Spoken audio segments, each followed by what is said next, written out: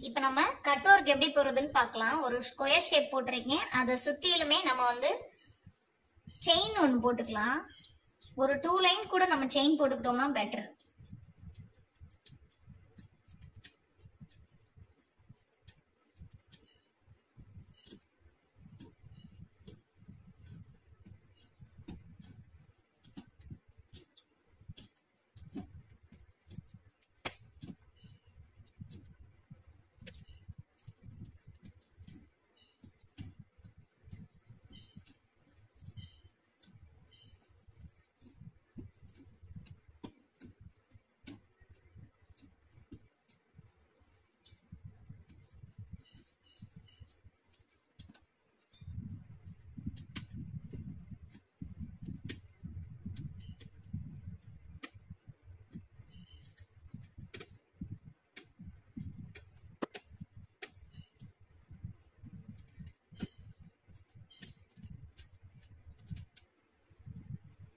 இப்போ நான் 2 chain stitch போட்டுட்டேன், ஃபினிஷ் பண்ணிட்டேன். இப்போ இதுக்கு மேலேயே நம்ம வந்து குட்டி குட்டியா ஜிக்ஜாக் ஒன்று நம்ம போட்டிருப்போம்.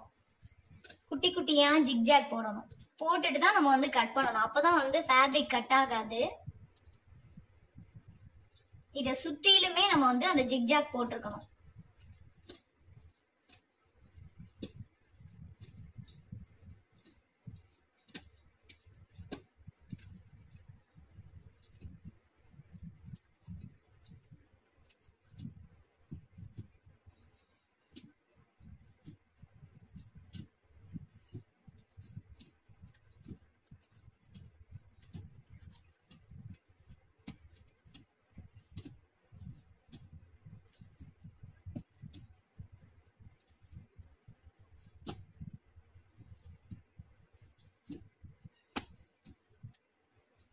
இது கொஞ்சம் பெரிய ஜிக்ஜாக்கா கூட போட்டுக்கலாம். நம்ம கட் பண்ணதுக்கு அப்புறம் ஒரு ஜிக்ஜாக் போடுவோம், அதை நான் காமிக்கிறேன் உங்களுக்கு. அதுதான் வந்து ஒட்டி ஒட்டி போடணும். இது கொஞ்சம் பெருசா போட்டுக்கலாம் வெளியே போடுறதுனால.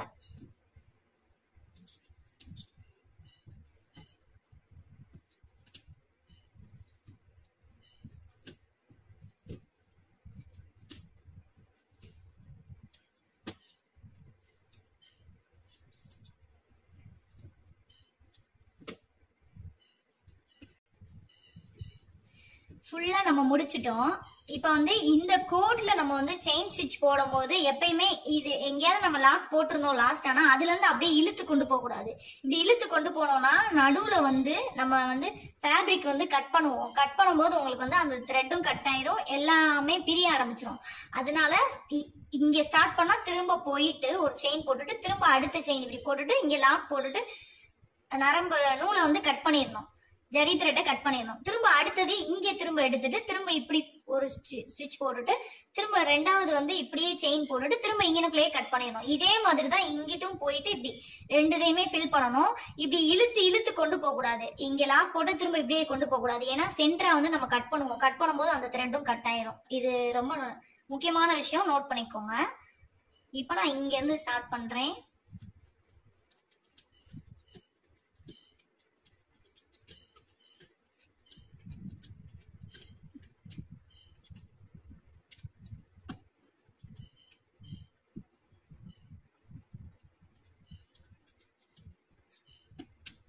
போயிட்டு திரும்ப அடுத்த லைன் இப்படியே வரேன். வந்துட்டு இந்த இடத்துக்கிட்ட வந்தோடனே நாட் போட்டுட்டு திரும்ப கட் பண்ணிடுங்க. த்ரெட்டை கட் பண்ணிட்டு திரும்ப முதல்ல இருந்து ஸ்டார்ட் பண்ணுங்க அடுத்த லைனுக்கு.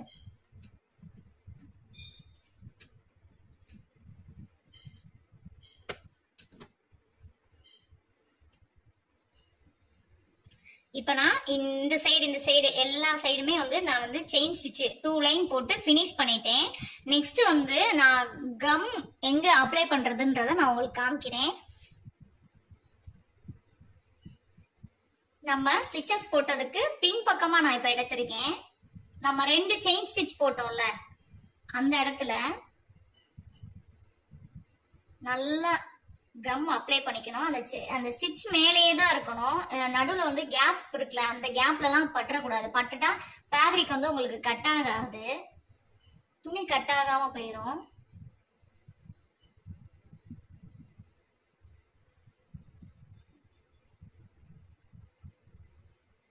இப்ப நம்ம இப்படி அப்ளை பண்ணிட்டு இதெல்லாம் காஞ்சோன்னு தான் நம்ம வந்து கட் பண்ண போறோம்.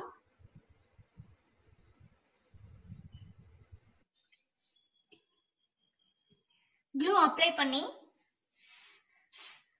பண்ணி நல்லா ஃபேப்ரிக் வந்து காஞ்சிருக்கு. இந்த மாதிரி பத்திய பொருத்திக்கோங்க. பொருத்திட்டு சென்டரா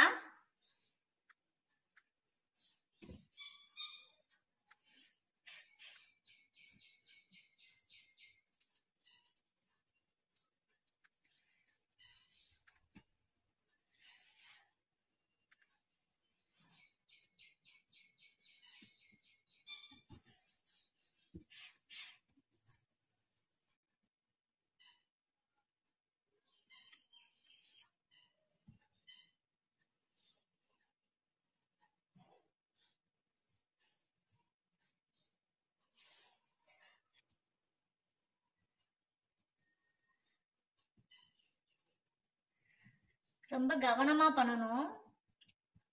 மற்ற இடத்துல பற்றக்கூடாது. கங்கு சென்டரா மட்டும் படுற மாதிரி இதுக்குள்ளேயே தான் வச்சுக்கணும். பத்தி இங்கிட்டு நகட்டி கொண்டு போனோம்னா அந்த கங்கு பட்டாலும் ஹோல் விழுந்துரும்.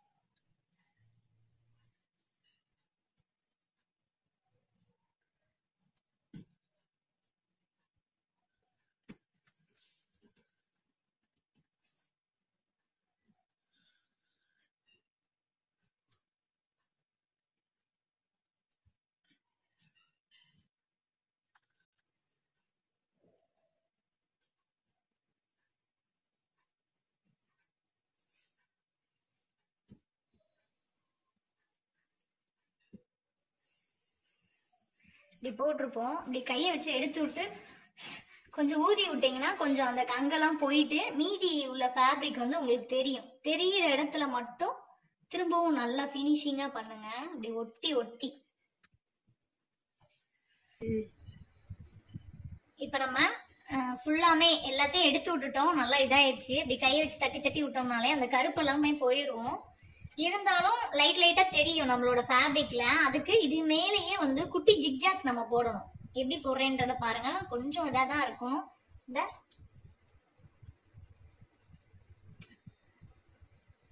ஒட்டி ஒட்டி போடணும். இந்த ஜிக்ஜாக் தான் ரொம்ப வந்து நம்ம ஒட்டி ஒட்டியே போடணும் செயின் மேலேயே. ஃபேப்ரிக்லயே நம்ம இதை குத்த மாட்டோம், கேப்ல தான் குத்துவோம். ஆனா இதுக்குள்ளேயே வந்து நம்ம ஜிக்ஜாக் போடணும். பாருங்க நான் எப்படி போடுறேன்னு.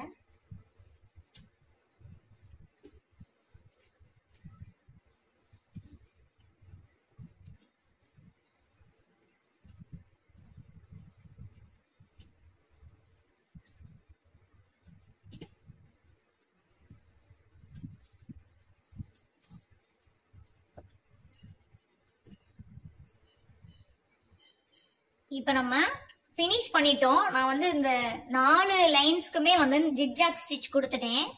இப்ப அவுட்லுக் பார்க்கலாம். சுகர் பீட் ஒரு லைன் போட்டோம்னா அவுட்லுக் சூப்பரா இருக்கும். நீங்களும் பொறுமையா ஜிக்ஜாக் வந்து சைட்ல எடுத்து எடுத்து பொறுமையா நெருக்கமா போட்டு முடிங்க.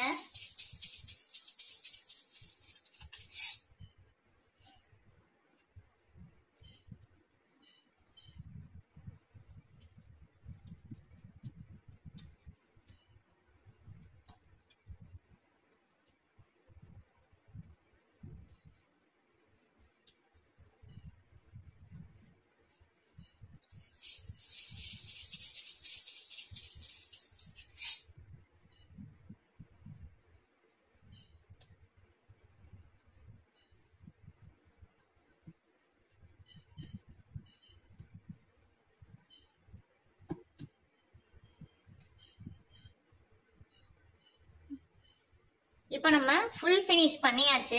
இப்போ பார்த்தீங்கன்னா ரொம்பவே உங்களுக்கு வந்து நீட்டாக இருக்கும். கட் ஒர்க் வந்து இந்த மெத்தடில் தான் போடணும். இதில் மெயின் பாயிண்ட் என்னன்னா, இந்த 2 செயின் ஸ்டிச்லையுமே அடியில் வந்து கம் அப்ளை பண்ணியே ஆகணும். க்ளூ நீங்கள் அப்ளை பண்ணலை அப்படின்னா இங்கே நம்ம கட் பண்ணும்போது இந்த இடமும் சேர்ந்து கட் ஆயிரும். இதில் மெயின் பாயிண்டே அதுதான், நோட் பண்ணிக்கோங்க. கம் அப்ளை பண்ணி காஞ்சதுக்கு அப்புறம் தான் நீங்க கட் பண்ண ஆரம்பிக்கணும். தேங்க்யூ.